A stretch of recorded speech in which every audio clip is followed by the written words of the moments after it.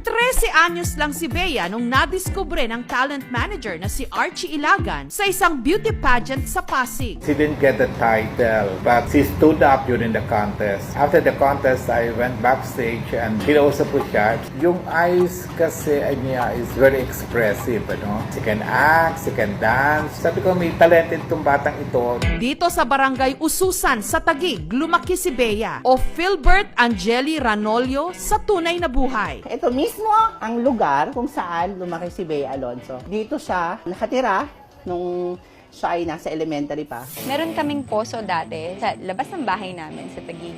So parang meron din siyang nostalgic feel na nabibigay sa amin. It reminds us of our humble beginnings. Dito, sa lugar na to nakalagay yung poso kung saan kami naguhugas. Kasi pinili ko maging ganun, kinailangan kong maging ganun. Sabi nila, yung mga magagaling daw umarte, marami kasing pinanghuhugutan. Mahirap pong maging